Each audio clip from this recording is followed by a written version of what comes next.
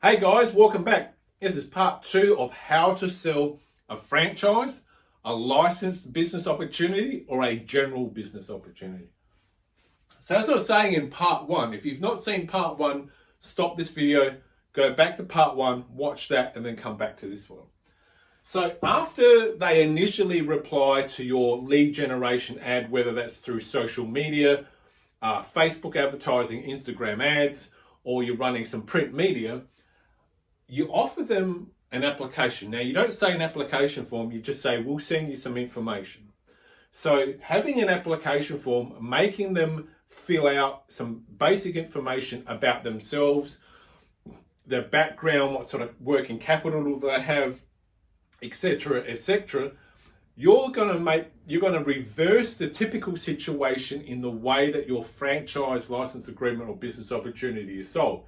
Typically, the way they are sold is people just make a very glitzy and glamorous type video about what it is that they do, and they forget about selling the sizzle of the steak. And what they do is they concentrate on selling the steak. You don't want to do that. You want to sell the sizzle of the steak, which is the aroma. You want to tease them. You want to get there, if they're a foodie, you want to appeal to them psychologically. And it's the same thing in business. You don't want to tell them specifically right up front the mechanics of the business. You want to sell them the sizzle of what the business is going to do for them. So anyway, with each of the 7-step processes you go through, you have a little gate system. And if they're successful in the first step, you swing open the gate and they go through to step 2, step 3, all the way to 7. And at any one stage that they don't satisfy your requirements or satisfy you for whatever reason, whether it's a gut feeling or you don't think that they're suited for the business opportunity, you can just leave that gate shut and just say, I'm sorry, we can't proceed any longer because we don't think that you're suitable for this opportunity. Thank you, but no thank you. So if they are successful on the application, which is a 2-page application telling them, asking them to tell you a little bit about themselves, their previous business history, what sort of money they've got floating around to get this going and everything else. Then you go on to a questionnaire. Now, what type of questionnaire do you come up with? Well, there are various types of questionnaires. So you just punch in questionnaire for business opportunity or questionnaire to use in a business opportunity. And if you keep it to like a 4 to 5, maybe 6-page questionnaire, as in 4 A sheets of paper, and it's a questionnaire, and this is all about reversing the psychology of how you are doing it, because the idea of this is to recruit slowly and make people jump through your hoops, and you are leading them to the next step. And those that fall behind or fall off are people that were no good to begin with. So if you have a very simple questionnaire that asks them a little bit more information about themselves, asking what type of mindset, how they live their life in general, etc., etc. If you keep it 4 to 6 pages long, that will weed out all the people that are really not there for the thing, they're just tire kickers. But for those people who actually complete that questionnaire, you will get a very good idea of who you are dealing with. The third step is you would contact that person and you would say, your questionnaire has been successfully granted to go to the next phase. The next phase is an information pack. Now, in the past, what I have found to be very effective and very successful is to actually drum up a DVD and a physical something. A physical something as in like a printed catalog. And I'll have a quick scan around my room to see if I've got anything I can use as a example, which I do have. Bear with me. So this is just a printed PDF that was like a fitness guide for something. So I'm just going to use this as an example. So you get to the stage of sending out an information product. Now, what I've found in the past is if you send out a physical something to someone, and I'm not saying make a DVD, maybe put it on a USB thumb drive, which is very inexpensive, but you put it inside like a nice decorative type box, and you put your company logo, company colors on that decorative box. So it's abcwidgets.com, whatever it is, and they open the box and see a USB drive, and you just leave a little post-it note in there that says, watch this, I should say, plug this USB drive in and watch the video only after you've read our information brochure. And then what you do is you make the information brochure, you make it look glossy and pretty, and that is your marketing tool. So, and what the video does is that you'll have actually not one video, but you have a series of videos that will go off one after another, sort of like a PowerPoint presentation.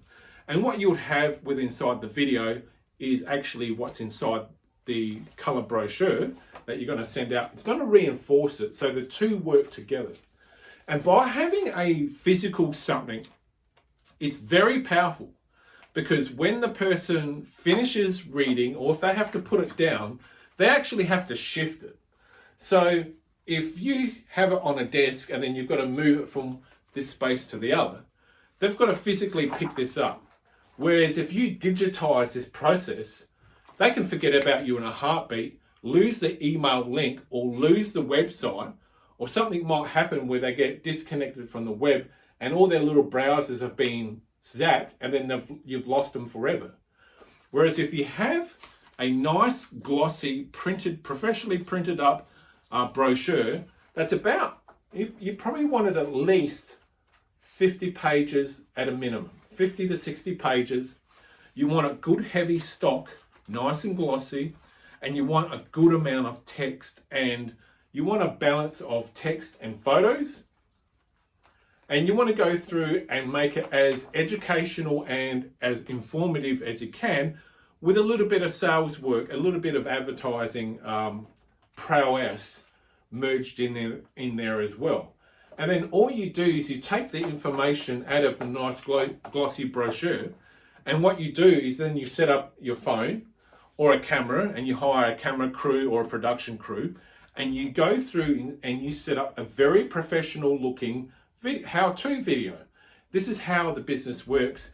And then what you do to open the video, what I would recommend you do is you say, I'm going to reveal the 7 things that you're going to experience when you take on this business opportunity, whether it's a franchise license agreement or whatever.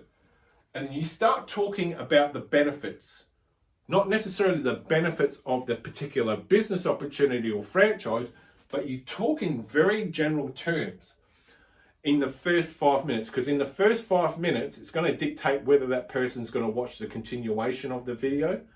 I would probably make, as an aside, I'd probably make each video about 18 to 20 minutes long, and you'd probably do 2 or 3 different videos. We'll go into the video aspect a little bit later. But first off the bat, you want to talk about the time, the money, the freedom, the systems, how it changed your life, why you, why now, what makes this business opportunity better or different to others. You mention that in the first 5 minutes, and that'll get them hooked. Once you've got them hooked because you've addressed those 7 things, then it's on like Donkey Kong. Then it's a matter of pre-closing and doing a pre-trial of other things as well. So that's the information pack. If they get through the information pack, by the way, at the end of the information pack, both in the glossy printed guide and in the videos that you send, you tell them what the next step is going to be, so they know what to expect. So let's suppose that they've got through the information pack being a thumb drive, which has got 2 or 3 videos on there, and let's suppose they get through this and they're all hot and juicy for the opportunity. Then what you do is you have them send you an email. You don't give them any phone numbers at this stage. You send them an email saying, if you'd like further information, or if you'd like to take this further, please email this, and in the subject headline, please type these exact words. That way we know why you're emailing us, and we can set something up. Then in the email, you set up a Zoom call. So by that time, you've got their application, You've got their questionnaire. So the first two stages would tell you who you're dealing with. They've gone through your information pack, being a nice glossy brochure and a thumb drive with 2 or 3 videos speaking about the benefits of your business opportunity. Remember, selling the sizzle, not the steak. And then during that Zoom meeting, make it about 10 minutes long, no more. You want to be in there, you want to be covering some of the things in there. You want to be speaking about reiterating the time, the money, the freedom, the systems, how it changed their life. And then you just say towards the end, do you have like 2 or 3 questions you might have for this business opportunity? Because if you've set this brochure and you've done the video correctly, you should have them trying to get more information out of you. You want them to be chasing you at this stage to be red hot. Let's suppose the Zoom call goes really well and you feel as though this person's going to be a great fit for your franchise. Then you go to a face-to-face meeting. And the reason why you want to go to a face-to-face meeting is quite simply you can get a better read of someone in the flesh. Because people can say all sorts of wonderful things in the application and questionnaire stage, but when you meet someone, like if this is a franchise or a licensed business opportunity or business opportunity in general, you want to feel some sort of connection with that people. You want to pick up on their vibe and work out, is this person going to be the right fit for me, or is this person going to be a nightmare? And the only way to do that is to sit down and do a 1-hour meeting face to face. And ideally, you would get that person to travel to you if they're serious. You set up a 1-hour meeting, you would have some sort of a chauffeur service, pick them up from an airport, you meet in a cafe, you have some lunch, you get to know each other, and then you sit down and really start talking about their application form, their questionnaire. Then you ask them some questions and you start to sort of pre-close the deal. After the meeting, what you do is you don't make any decisions at the meeting. What you do is you just say, listen, it's been great, it's been wonderful. We're going to go away now and really sit down and go through your application and your questionnaire again. We've taken some notes from this meeting. Everything seems to be lining up, but we'd like the opportunity to go away for a couple of days and really talk about this in depth just internally. And then what we'll do is we'll advise you either way. And then you contact them. So that's step 6. And then you advise them they've been successful. Not only has the application and questionnaire been successful, not only have they been successful in the information pack stage, but the Zoom meeting and the face-to-face meeting has been exceptionally successful, and you'd like to invite them to put a deposit down on the franchise or business opportunity. This way, by saying you've been successful, blah, blah, blah, we'd like you to put a deposit down. It's not the full amount, it's only a very small amount, and it's also refundable. So it gives them a bit of an out if they're not really feeling it. But by offering to give their money back, what you're doing is you're taking away the risk of having them bring it up in the first place. So by this stage, if you've done everything correctly, asking for that deposit, whatever that amount is, try and make it about 10 or 20% of the overall thing. And you just say it's not a binding agreement. It's not a be all and end all. It's just signifying the fact that we're going to be moving forward with you, and this is a part of the process. And then what happens is they pay the deposit. You tell them what happens in the next stage, and the next stage is the formal agreement. And the formal agreement is where the rubber meets the road. And that's where you sit down, and if you've been to a lawyer, or if you've drawn up the agreement yourself, whether it's a franchise agreement, a licensed agreement, or a business opportunity, however you've structured the paperwork, that's when you issue the paperwork. So you give them the paperwork, you say, listen, you've been really successful. We think you're going to be a wonderful fit for our brand and our community. We'd like to go ahead and initiate the franchise or business opportunity with you, but we just need you to fill out this paperwork so we can actually execute the agreement and we can get the ball rolling and get something moving forward for you. And then when they give that, when they give that agreement back, you say, okay, we've gone through the agreement, everything looks fantastic. Can you please pay the balance of the franchise? And if at that stage, if they've signed off on the agreement, deal done. But the deal's not really done until there's the balance paid. And then the beautiful part of all of this is I'm going to give you a secret that almost no one in the franchise space is actually speaking about. And the way that you can increase or double your conversion rate to a successful franchise agreement is you quite simply say this, and you mentioned it, and you also mentioned this in your info pack, your Zoom call, your meeting, and your deposit. You reiterate to them all the benefits, time, money, freedom, systems, how it changes their life. Not only that, but when you get to the agreement stage, you resell them on everything else, but you also say to them, listen, if at any time you don't feel comfortable or you don't think this has been the best investment that you have made, we will be 100% happy to refund all of your franchise agreement money back and your deposit in full, because obviously if you get to that stage of asking for your money back, we haven't done our job properly. By giving them a financial let-out, sort of like a let-out clause by saying you can have your money back, that removes about 90% of the risk away from the whole thing failing. And by giving them the money back on their franchise and on their deposit, they can have their money back, say for the within 12 months of opening the business. So, and then you make it subject to a series of conditions, like they must do this, and this. They've got to follow all the systems, and so you outline the terms and conditions of the money back, and you mention that at the time where there's an exchange of an agreement and the balance of the franchise. By doing that, you're going to double your conversion rate, because everyone that buys a business opportunity, everyone that buys a franchise, the number one thing they've got in the top of their mind is, can I get my money back? How can I get my money back? If I'm not happy, what happens? You've got to answer that, and you've got to do that in the deposit and agreement stage. You've got to tell them there is a money back on your deposit and franchise or your business opportunity. Here is how the mechanism works. Here are the terms and conditions. And if you do all the right things and we work with you to help overcome any hurdles, and if we do everything and follow everything and you still fail, you still get your money back and you can walk away, and we walk away as friends. If